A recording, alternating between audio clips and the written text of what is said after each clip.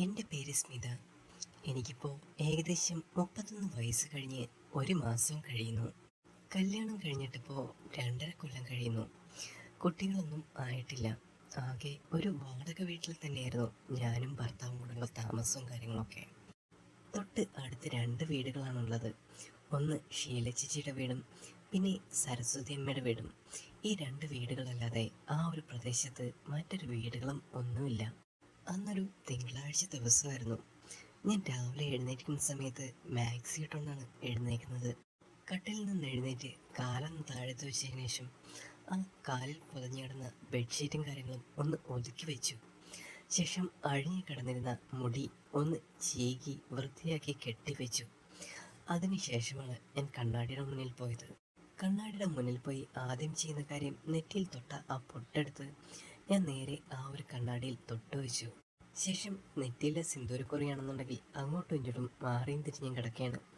അതാണെന്നുണ്ടെങ്കിൽ ഒന്ന് വൃത്തിയാക്കി കഴുകി അത് തുടച്ച് മാറ്റിയെടുത്തു. ശേഷം ഞാൻ കണ്ണാടിയുടെ മുഖത്തേക്ക് നോക്കുന്ന സമയത്ത് എന്തൊക്കെയോ മുഖത്ത് കുരുക്കളും പാടുകളും ഒക്കെ ഉണ്ടായിരുന്നു. ചെറിയ ചെറിയ കുത്തു പാടുകൾ. ഞാൻ ഭർത്താവിൻ്റെ അടുത്ത് എപ്പോഴും പറയാറുണ്ട്, ഈ ഒരു പാടുകളും കാര്യങ്ങളൊക്കെ മാറണമെങ്കിൽ എന്തെങ്കിലും ക്രീമും വല്ലതും വാങ്ങിച്ചു തരണമെന്ന്. പക്ഷേ എൻ്റെ ഈ കുരുക്കളും പാടുകളും ആണെന്നുണ്ടെങ്കിൽ ആൾക്ക് വലിയ ഇഷ്ടമാണ്. അത് മറ്റൊന്നും കൊണ്ടല്ല, ആൾക്ക് അങ്ങനെയുള്ള കാര്യങ്ങളൊക്കെ ഒരുപാട് ഇഷ്ടമാണെന്നാണ് പറഞ്ഞു കേട്ടിട്ടുള്ളത്. ചിലർക്ക് കുരുക്കളും പാടും വന്നു കഴിഞ്ഞാൽ നല്ലൊരു രസമാണ്. ചെറിയ ചെറിയ കുഴികളും കാര്യങ്ങളുമെല്ലാം എനിക്കുമുണ്ട്. അങ്ങനെ എല്ലാം കഴിഞ്ഞ് മുഖവും കാര്യങ്ങളൊന്നും കഴിഞ്ഞിട്ട് ഞാൻ നേരെ പുറത്തേക്കിറങ്ങി. ശേഷം മുറ്റമടിക്കാനുള്ള ആ ഒരു ചൂലും കാര്യങ്ങളും എടുത്ത് ഒന്ന് റെഡിയാക്കിയ ശേഷം പരിസരം എല്ലാം ഒന്ന് നോക്കി. ആ ഒരു സമയത്താണെന്നുണ്ടെങ്കിൽ അവിടെ മൊത്തം വൃത്തികേടായിട്ട് കിടക്കുകയായിരുന്നു. മറ്റൊന്നും കൊണ്ടായിരുന്നില്ല. തൊട്ടപ്പുറത്തെ വീട്ടിലെ ഷീല ചേച്ചിയുടെ വീട്ടിൽ നിന്നും ഒരു മാവിൽ നിന്നുള്ള കരിയില മൊത്തം ഇവിടെ വീണ് കിടക്കുകയാണ്. അതാണ് ഇത്രയും കരിയിലെല്ലാം വീണ് ഇതെല്ലാം വൃത്തികേടാകാൻ കാരണം. ഞാൻ വേറെ ഒന്നും ചെയ്തില്ല. എൻ്റെ കയ്യിലുണ്ടായിരുന്ന ആ ഒരു ചൂലെടുത്തിട്ട് ഞാൻ അവിടെ എല്ലാം ഒന്ന് അടിച്ച് വൃത്തിയാക്കിയായിരുന്നു.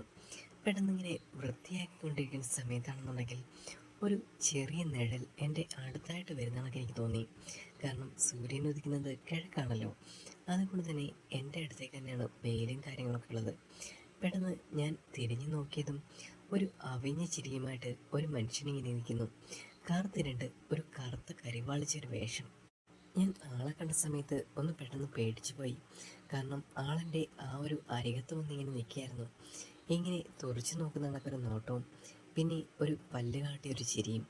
ആ സമയത്താണെന്നുണ്ടെങ്കിൽ മഞ്ഞിച്ച പല്ലുകളാണോ അതോ സ്വർണ്ണമാണോ ഒന്നും അറിയാൻ വയ്യ. അതേ കണക്കനെ എന്തൊക്കെയോ കുത്തി കയറ്റിയിട്ടുണ്ട് അതിനകത്ത്.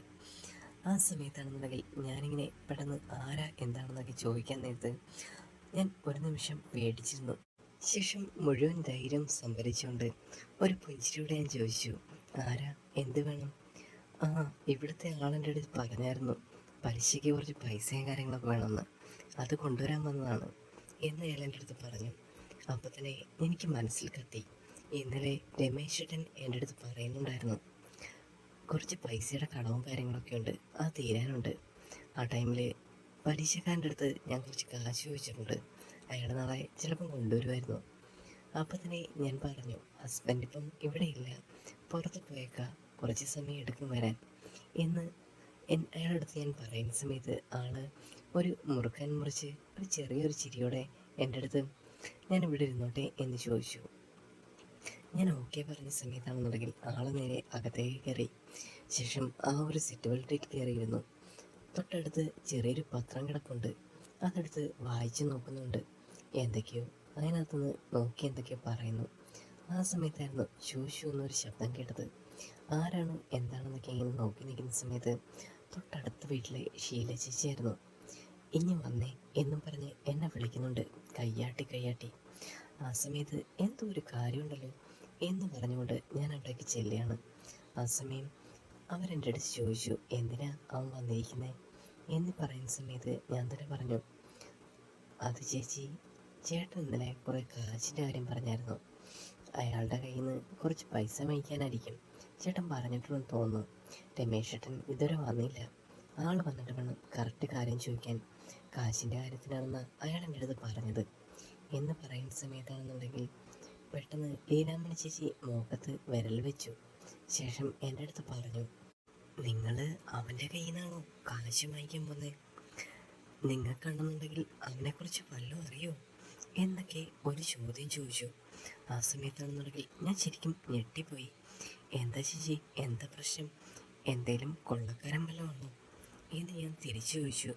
ആ സമയത്ത് തന്നെ ഷീല ചേച്ചി ഇങ്ങനെ പറഞ്ഞു, ആളാണെന്നുണ്ടെങ്കിൽ പൈസ വാങ്ങിച്ചു കഴിഞ്ഞാൽ തിരിച്ചു കൊടുക്കണം. കൊടുത്തില്ല എങ്കിൽ ഒരു ദിവസം വൈകി കഴിഞ്ഞാൽ അവനിവിടുന്ന് വീട്ടിൽ നിന്ന് ഇറങ്ങത്തില്ല. പിന്നെ ചീത്തപ്പേരാണ്. അതായിരുന്നു ഷീബ ചേച്ചി ഒറ്റ നിമിഷം കൊണ്ട് എൻ്റെ അടുത്ത് പറഞ്ഞത്. ആ സമയത്താണെന്നുണ്ടെങ്കിൽ ഞാൻ വലിയ കാര്യമാക്കി എടുത്തില്ല. എൻ്റെ കെയർലെസ് ആയിട്ടുള്ള ഓരോ ചോദ്യങ്ങളും പറച്ചിലും എല്ലാം കണ്ടിട്ട് ഷീല ചേച്ചി അങ്ങനെ തന്നെ പറഞ്ഞു, അപ്പുറത്തൊക്കെ വീട്ടിലാണെന്നുണ്ടെങ്കിൽ ഇവനിങ്ങനെ പോയിട്ടുണ്ട്. രാത്രിയായാൽ പോലും പോകത്തില്ല. ഭർത്താക്കന്മാരില്ലാത്ത വീടൊക്കെ അല്ലേ ചില വീടുകൾ, അവിടെയൊക്കെയാണെന്നുണ്ടെങ്കിൽ ഇങ്ങനെ പോയി നിന്ന് കഴിഞ്ഞാൽ നാട്ടുകാരെന്തൊക്കെ പറയും. അതാണ് ഷീബ ചേച്ചി വീണ്ടും വീണ്ടും എൻ്റെ അടുത്ത് പറയുന്നത്. എന്തായാലും ഒന്ന് സൂക്ഷിച്ചിട്ട് വാങ്ങിച്ചാൽ മതി മോളെ കേട്ടോ എന്ന് പറഞ്ഞുകൊണ്ട് ഷീബ ചേച്ചി അകത്തേക്ക് കയറിപ്പോയി. ഞാനാണെന്നുണ്ടെങ്കിൽ തിരിച്ചു വരുന്ന സമയത്താണെന്നുണ്ടെങ്കിൽ രമേശ് ചേട്ടൻ വന്നിട്ടുണ്ടായിരുന്നു. അയാളെ കണ്ട സമയത്ത് തന്നെ രമേശ് ചേട്ടൻ പല്ലൊന്നും മുറുക്കിയിട്ട് അകത്തേക്ക് കയറി. ആള് അല്പം കുടിച്ചിട്ടുണ്ടെന്ന് എനിക്ക് തോന്നുന്നു. രമേശ് ചേട്ടൻ അകത്തേക്ക് കയറിയ സമയത്ത് ഞാൻ ഷീബ ചേച്ചി എന്നെ വിളിച്ചത് കണക്ക് തന്നെ രമേശ് ചേട്ടനെ ഞാൻ അകത്തേക്ക് വിളിച്ചു. അതെ, നിങ്ങൾ ഇനി ഒന്ന് വന്നേ എന്ന് പറഞ്ഞുകൊണ്ടാണ് ഞാൻ അകത്തേക്ക് വിളിക്കുന്നത്. ആ സമയത്താണെന്നുണ്ടെങ്കിൽ രമേശ് ചേട്ടൻ ഞാൻ പറയുന്നത് കേട്ട് എന്ത് പടി എന്നൊക്കെ ചോദിച്ച് അകത്തേക്ക് കയറി വരുന്നുണ്ട്. ഞാൻ അടുക്കളയിലെ ആ വരാന്തയിലേക്ക് നിൽക്കായിരുന്നു. ശേഷം ഞാൻ വിളിച്ചിട്ട് പറഞ്ഞു, അതെ, അയാളുടെ കയ്യിൽ നിന്ന് കാശ് വാങ്ങിക്കണം. പ്രശ്നമാണെന്ന് തോന്നുന്നു ആൾ കണ്ടിട്ട്.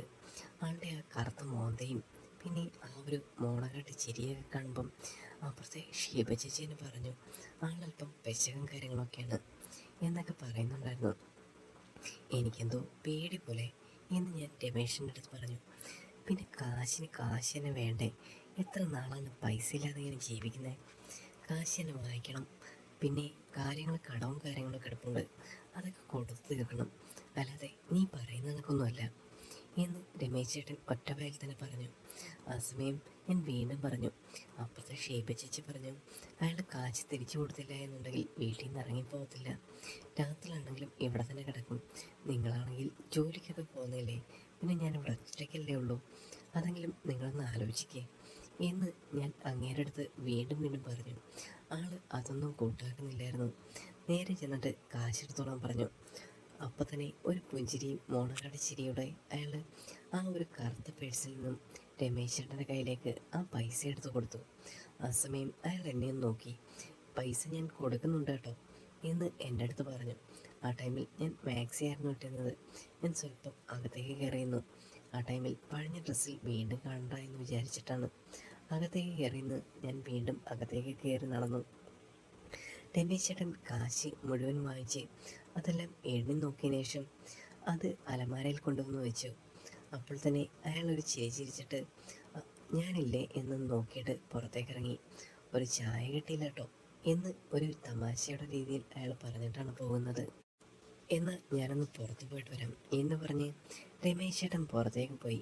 അതിനുശേഷം എനിക്ക് തന്നെ മനസ്സിലായി കള്ളുഷാപ്പിലേക്കുള്ള അടുത്ത പോക്കും കാര്യങ്ങളൊക്കെയാണെന്ന്. ഇനി അധികം സമയമൊന്നുമില്ല. ഇപ്പോൾ ആഴ്ച 2 കഴിഞ്ഞിരിക്കുന്നു. 2 കഴിഞ്ഞ് കഴിഞ്ഞാൽ പൈസ തിരിച്ചു കൊടുക്കാൻ സമയമായിരിക്കുന്നു. അന്ന് തിങ്കളാഴ്ചയിലാണ് അണ്ണാച്ചി പലിശക്കാരൻ വന്നത്. എന്നിപ്പോൾ സമയം എന്തോയി, ഡേറ്റ് എന്തോയി, ഒരു വിചാരവും രമേശ് ചേട്ടനില്ല. രാവിലെ തന്നെ ഞാൻ രമേശിനോട് ചോദിച്ചു, അതെ, ഇന്ന് അയാൾ വരാൻ ചാൻസ് ഉണ്ട്, പൈസ വല്ലതും കൈവച്ചിട്ടുണ്ടോ? ആ ടൈമിൽ തന്നെ എൻ്റെ കെട്ടിയവൻ തന്നെ പറഞ്ഞു, അതെ, ഇവിടെ പൈസയും കാര്യങ്ങളും ഒന്നും ആയിട്ടില്ല. ഞാനെന്തൊക്കെയാലും ഒന്ന് ജോലിക്ക് പോയിട്ട് വരട്ടെ, അത് കഴിഞ്ഞ് പലിശയ്ക്കുള്ള പൈസ കാര്യങ്ങളും കൊടുക്കാം. ഞാൻ വരുന്ന സമയം വരെ അയാളടുത്ത് ഇവിടെ ഇരിക്കാൻ പറ, എന്നിട്ട് വന്നിട്ട് കൊടുക്കാം എന്ന് മാത്രം പറഞ്ഞാൽ മതി എന്ന് രമേശ് ചേട്ടൻ പറഞ്ഞിട്ട് ഒരൊറ്റ പോക്ക്. ഞാൻ ആ സമയത്ത് തന്നെ വഴിയിൽ നിന്ന് തന്നെ വിളിച്ചു പറഞ്ഞു, അതെ, നിങ്ങൾ വേഗം വരണം കേട്ടോ, എനിക്കാണെന്നുണ്ടെങ്കിൽ അങ്ങനെയുള്ള ആളുകളുടെ അടുത്ത് സംസാരിച്ച് നിൽക്കാൻ വയ്യ എന്ന് ഞാൻ രമേശിൻ്റെ അടുത്ത് പറയുകയും ചെയ്തു. ആളിനി വരുന്ന കാര്യം തന്നെ സംശയമാണ്. ഞാൻ ആ വഴിവെക്കിൽ തന്നെ ഊഹിച്ചു. കാരണം ആളിൻ്റെ പോക്ക് കള്ളുഷാപ്പിലോട്ടോ മറ്റെങ്കിലും ആണെന്ന് തോന്നുന്നു. അങ്ങനെയാണെന്നുണ്ടെങ്കിൽ എന്ത് ചെയ്യും എന്ന് വിചാരിച്ചിട്ട് ഞാൻ അവിടെല്ലാം ഒന്ന് വൃത്തിയാക്കി. ശേഷം പൈസയ്ക്കുമായിട്ട് കൊണ്ടുവരുന്ന രമേശ് ചേട്ടനെ ഞാൻ നോക്കിയിരുന്നു. അപ്പോഴായിരുന്നു ഷീല ചേച്ചി അപ്പുറത്ത് നിൽക്കുന്നത് കണ്ടത്. എന്നത് കണ്ടതും ഷീല ചേച്ചി ചോദിച്ചു, പൈസയൊക്കെ റെഡിയാക്കി വെച്ചിട്ടുണ്ടോ? അയാൾ ഇന്നാണ് എല്ലായിടത്തും വന്ന് നോക്കുന്നത് എന്ന് ഷീല ചേച്ചി പറയുമ്പോൾ ഞാൻ പറഞ്ഞു, എൻ്റെ കയ്യിലാണെങ്കിൽ ഒന്നുമില്ല ചേച്ചി. പിന്നെ രമേശേട്ടൻ പോയിട്ടുണ്ട്. പിന്നെ എന്തെങ്കിലുമൊക്കെ കൊണ്ടുവരാതിരിക്കത്തില്ല. അപ്പോൾ തന്നെ ഷീല ചേച്ചി എൻ്റെ അടുത്ത് പറഞ്ഞു, എൻ്റെ സ്മിത നിനക്ക് അറിയാത്ത കാര്യമായതുകൊണ്ടാണ്. അവൻ ഭയങ്കര ഡേഞ്ചറാണ്. നിനക്ക് അതിനെക്കുറിച്ചൊന്നും അറിയില്ല. ഏതായാലും പൈസ പെട്ടെന്ന് കൊണ്ടുവരാൻ നോക്കാൻ പറ, അല്ലാതെ അവനെ ഇങ്ങനെ പിണക്കരുത് കേട്ടോ എന്ന് പറഞ്ഞുകൊണ്ട് ഷീബ ചേച്ചി അകത്തേക്ക് കയറിപ്പോയി. ആ സമയത്താണെന്നുണ്ടെങ്കിൽ എനിക്ക് നല്ല ടെൻഷനും കാര്യങ്ങളും ഉണ്ടായിരുന്നു. മറ്റൊന്നുമായിരുന്നില്ല, എനിക്ക് ഇങ്ങനെയുള്ള ആൾക്കാരുടെ അടുത്ത് സംസാരിച്ച് ഒരു പരിചയമില്ല. അതായിരുന്നു എൻ്റെ ഏറ്റവും വലിയ പേടി. ഞാൻ ഉമ്മറത്ത് എല്ലാ കറികളും കാര്യങ്ങളൊക്കെ ഉണ്ടാക്കിയിട്ട് അവിടെ ഇരിക്കുമ്പോഴായിരുന്നു ആ ഒരു തല ഞാൻ കാണുന്നത്. അതാ പലിശക്കാരനായിരുന്നു. ശോ, എനിക്ക് നല്ല പേടിയുണ്ട് എന്ന് പറഞ്ഞ് ഞാൻ അവിടെ ഇരിക്കുന്ന സമയത്ത് ആള് അവിടുന്ന് അകത്തേക്ക് കയറി വരുന്നു. എന്നെ കണ്ട സമയത്ത് ഒരു പുഞ്ചിരിയോടെയാണ് കയറി വരുന്നത്. പൈസ ഇങ്ങനെ എടുത്തുകൊണ്ട് വാ ചേച്ചി എന്ന് മാത്രം അവൻ ചോദിച്ചു. അപ്പോൾ തന്നെ ഞാൻ ഒന്ന് പരിഭ്രമിച്ച് നിന്നു. അയാൾ എൻ്റെ അടുത്ത് ചോദിച്ചു, എന്ത് പറ്റി? ഞാൻ പറഞ്ഞു, കാശ് വന്നിട്ടില്ല, ഇതുവരെയും രമേശേട്ടൻ എത്തിയിട്ടില്ല. പെട്ടെന്ന് തന്നെ അയാളുടെ മുഖം മാറി. പെട്ടെന്ന് ആ ചുണ്ടാണെങ്കിൽ ചുമപ്പിച്ചു. ശേഷം ഒന്ന് മുറുക്കി തുപ്പി നേരെ ആ ഒരു മുറ്റത്തേക്ക് ഇട്ടു. ശേഷം എൻ്റെ അടുത്ത് നന്നായിട്ട് കസരത്ത് കൊണ്ട് സംസാരിക്കാൻ തുടങ്ങി. ഇന്നല്ലേ പൈസ തരാൻ നിങ്ങൾ പറഞ്ഞത്? ഇന്ന് പൈസ ഇല്ലെങ്കിൽ പിന്നെ എങ്ങനെയാണ്? നിങ്ങൾ മാത്രമേ ഉള്ളൂ പൈസ തരാത്തത്, ബാക്കി എല്ലാവരും തന്നിട്ടുണ്ടല്ലോ എന്നൊക്കെ പറഞ്ഞുകൊണ്ട് അയാളിങ്ങനെ നിൽക്കുകയാണ്. സമയം അപ്പം ഏകദേശം 2 മണി കഴിഞ്ഞിരിക്കുന്നു. രമേശേട്ടൻ ഇതുവരെയും വന്നിട്ടില്ല. ഒന്നുകിൽ ജോലിക്ക് പോയത്, അല്ല എന്നുണ്ടെങ്കിൽ കള്ള് ഷാപ്പിൽ, രണ്ടിലേതായാലും ഒന്നുണ്ട് എന്ന് ഞാൻ മനസ്സിൽ കരുതി. ആ സമയത്താണെന്നുണ്ടെങ്കിൽ അയാളാണെങ്കിൽ നല്ല കസറി ദേഷ്യപ്പെടുന്നുണ്ടായിരുന്നു. ശേഷം അയാളാണെന്നുണ്ടെങ്കിൽ നേരെ ആ ഒരു സിറ്റ് ഔട്ടിലേക്ക് കയറിയിരുന്നു. എന്നിട്ട് അയാൾ എൻ്റെ അടുത്ത് പറഞ്ഞു, ഇന്ന് പൈസ കിട്ടാതെ ഞാൻ പോകത്തില്ല, പൈസ എന്തെങ്കിലും കൊണ്ടുവന്നേ പറ്റത്തുള്ളൂ എന്ന് പറഞ്ഞുകൊണ്ട് ദേഷ്യപ്പെട്ടിരിക്കുകയാണ് അയാൾ. ഞാൻ പറഞ്ഞു, രമേശേട്ടൻ എന്തെങ്കിലും പൈസ കൊണ്ടുവരാതിരിക്കത്തില്ല, അതുവരെ നിങ്ങളൊന്ന് വെയിറ്റ് ചെയ്യ് എന്ന് പറഞ്ഞുകൊണ്ട് അങ്ങനെ വെയിറ്റ് ചെയ്തിരിക്കുന്ന സമയത്താണെന്നുണ്ടെങ്കിൽ ഏകദേശം ഒരു 6 മണി സന്ധ്യ സമയമായപ്പം രമേശേട്ടൻ വരുന്നു. അതും 4 കാലിലാണ് വന്നു കയറുന്നത്. ഇങ്ങനെ എന്തൊക്കെയോ പാട്ടും പാടി ആരെയൊക്കെയോ തെറിയും പറഞ്ഞ് ആള് വളരെ മോശമായിട്ട് ഇങ്ങനെ കയറി വരുന്നുണ്ട്. അയാൾ അങ്ങനെ ആ സമയത്ത് രമേശിനെ കണ്ടപ്പോൾ അയാളാണെങ്കിൽ തുടങ്ങാൻ തുടങ്ങി, ഇതാണോ കാശ് കൊണ്ടുവരുന്നതെന്നൊക്കെ പറഞ്ഞിട്ട്. ആ ടൈമിൽ തന്നെ എൻ്റെ അടുത്ത് അയാൾ നന്നായിട്ട് ദേഷ്യപ്പെടുന്നുണ്ടായിരുന്നു. ഞാൻ കെഞ്ചി രമേശനോട് ചോദിച്ചു, എന്തേ പൈസ എന്തേ? നിങ്ങൾ കൊണ്ടുവരാമെന്ന് വരുന്ന പൈസ എന്തേ? ഇപ്പോൾ എനിക്ക് ഇവർക്ക് കൊടുക്കാനുള്ള പൈസയാണ്, എനിക്ക് എന്തൊക്കെയാലും കിട്ടിയേ പറ്റത്തുള്ളൂ. ആ ടൈമിൽ തന്നെയാണെങ്കിൽ രമേശ് ചേട്ടൻ ബോധം കെട്ട് നേരെ ആ സോഫയിലേക്ക് അങ്ങ് വീണു. ആ ടൈമിലാണെന്നുണ്ടെങ്കിൽ അയാൾ ആ ഒരു പലിശക്കാരൻ വന്നിട്ട് രമേശ് ചേട്ടനെ പൊക്കി തട്ടി വിളിച്ച് പൈസ വാങ്ങിക്കാനായിട്ട് നോക്കുന്നു. ശേഷം രമേശിൻ്റെ പോക്കറ്റിലും അവിടെ ഇവിടെയൊക്കെ ഒന്ന് തപ്പി നോക്കുന്നു. പൈസ ഒന്നുമില്ലാന്ന് കണ്ടപ്പം അയാളുടെ ആ രൂപവും ആ ഒരു സ്വഭാവവും കാര്യങ്ങളും എല്ലാം വീണ്ടും മാറി. പഴയതിനെക്കാട്ടിലും ചീത്തയായിരുന്നു ആ ഒരു സമയത്ത് അയാളുടെ മുഖം. വേഗം പൈസ എടുത്തു വാ, ഇല്ലാതെ ഒന്നും നടക്കത്തില്ല, ഞാനിവിടുന്ന് പോവില്ല എന്ന് പറഞ്ഞുകൊണ്ട് അയാൾ ആ രാത്രിയിൽ അവിടെ ഇരിക്കുകയായിരുന്നു. എനിക്കാണെന്നുണ്ടെങ്കിൽ എന്ത് ചെയ്യണമെന്നറിയാതെ ഇങ്ങനെ നിൽക്കുന്ന സമയത്ത് രമേശേട്ടനാണെന്നുണ്ടെങ്കിൽ കൂർക്കം വലിച്ച് ഇങ്ങനെ കിടക്കുന്നു ബോധമില്ലാതെ. ഞാൻ വീണ്ടും രമേശനെ ഇട്ട് തട്ടി നോക്കി. നിങ്ങൾ ഇനി എന്തെങ്കിലും ചെയ്യേ, അല്ലാതെ എനിക്കിവിടുന്ന് പൈസ ഇല്ലാതെ പോകാൻ പറ്റില്ല, എനിക്കത് കൊടുക്കേണ്ട ആൾക്കാർക്ക് കൊടുക്കണം, ഇത് ലാസ്റ്റ് ഡേറ്റാണ് എന്നയാൾ പറഞ്ഞു. ഞാൻ പറഞ്ഞു, എന്തെങ്കിലും ഒരു പരിഹാരം ചെയ്യും, നാളെ എന്തൊക്കെയാലും ഞാൻ ആളുടെ കയ്യിൽ നിന്നും പൈസ വാങ്ങിച്ച് വെച്ചേക്കാം, അല്ലാതെ ഈ രാത്രിയിൽ എങ്ങനെയാണ് ഞാൻ പൈസ ഉണ്ടാക്കുക എന്ന് അയാളുടെ അടുത്ത് ഞാൻ വീണ്ടും ചോദിച്ചു. ആ സമയത്താണെന്നുണ്ടെങ്കിൽ അയാളെന്നെ തുറച്ചു നോക്കി. എനിക്ക് അതൊന്നും അറിയേണ്ട ആവശ്യമില്ല, ഞാൻ രാത്രിയോ പകലോ ഒന്നും നോക്കാതെ നിങ്ങൾക്ക് പൈസ തന്നത്, ഇന്നെനിക്ക് പൈസ വേണം, എന്തൊക്കെയാലും എവിടെ നിന്നാണെങ്കിലും അന്ന് ഉണ്ടാക്കിത്താ, അല്ലെങ്കിൽ ഞാൻ പറയുന്ന കാര്യങ്ങളെല്ലാം നിങ്ങൾ ചെയ്യേണ്ടതായിട്ട് വരും എന്ന് അയാൾ എൻ്റെ അടുത്ത് മുഖത്ത് നോക്കി പറഞ്ഞു. അയ്യോ, എന്ത് കാര്യമാണെങ്കിലും ഞാൻ ചെയ്തോളാം, എനിക്കാണെന്നുണ്ടെങ്കിൽ ഇപ്പോൾ പൈസ തരാൻ കുറച്ച് സാവകാശം തരണം, നാളെയാണെന്നുണ്ടെങ്കിൽ ഞാൻ എന്തൊക്കെയാലും പൈസ ആരുടെയെങ്കിലും കയ്യിൽ നിന്ന് വാങ്ങിച്ചു തരാം, അല്ലെങ്കിൽ എൻ്റെ വീട്ടിൽ ആരുടെയെങ്കിലും കയ്യിൽ നിന്ന് വാങ്ങിച്ചിട്ട് കൊണ്ടുവരാം, ഇവിടെ അടുത്ത് തന്നെയായിരുന്നു എൻ്റെ വീട്, ഇന്നത്തെ ദിവസം എനിക്കൊരു സാവകാശം തരണം, അയാൾ അതൊന്നും കൂട്ടാക്കുന്നില്ല. ഞാൻ പറഞ്ഞതൊന്നും കേൾക്കുന്നില്ലായിരുന്നു. ശേഷം എൻ്റെ അടുത്ത് വീണ്ടും പൈസയുടെ കാര്യം ചോദിച്ചുകൊണ്ടിരിക്കുകയാണ്. അല്ലെങ്കിൽ നിങ്ങൾ എന്തൊക്കെയായാലും ഞാൻ പറയുന്ന കാര്യങ്ങളെല്ലാം കേൾക്കേണ്ടി വരും.